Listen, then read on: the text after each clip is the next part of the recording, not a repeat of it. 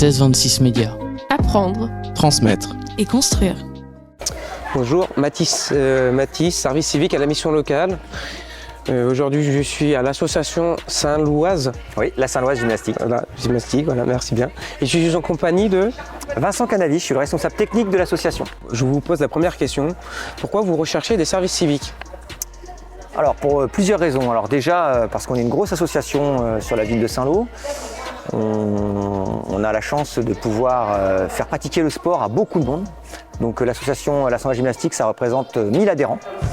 Et dans ce cadre-là, on trouve intéressant de trouver des jeunes, enfin de faire venir des jeunes qui veulent s'engager dans le monde associatif.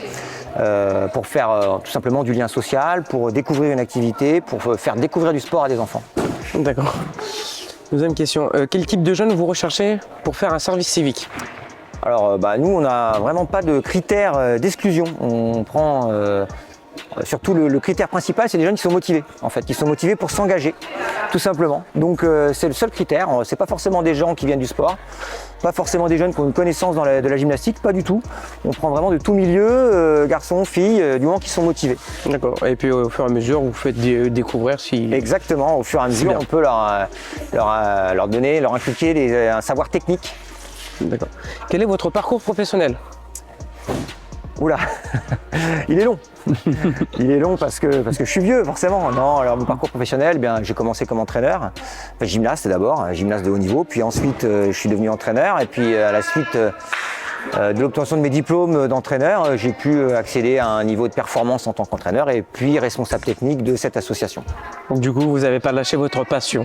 Exactement, c'est un travail passion. Mais ça reste un travail quand même, parce que des fois les gens pourraient croire que comme c'est une passion, on a un emploi du temps, on fait ce qu'on veut. Non, pas du tout, on fait ce qu'on veut. Je suis d'accord avec vous.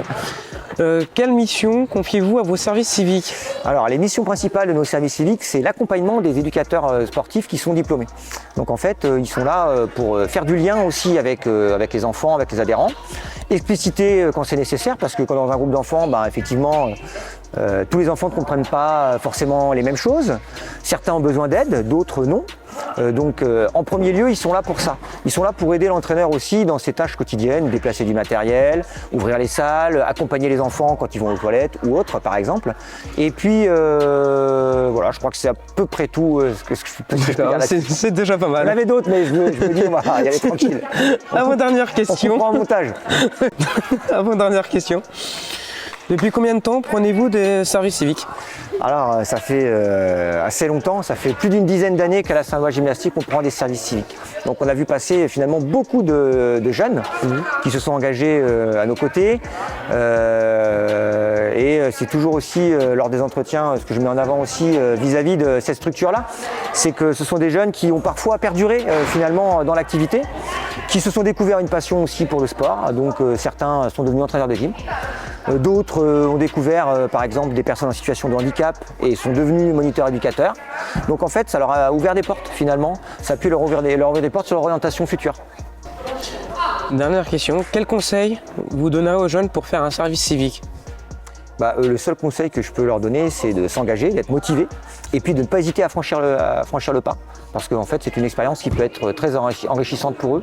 Donc découvrir un milieu qu'ils ne connaissent pas, découvrir des gens qu'ils ne côtoient pas, se faire un réseau un peu de connaissances qui pourra forcément les aider à l'avenir.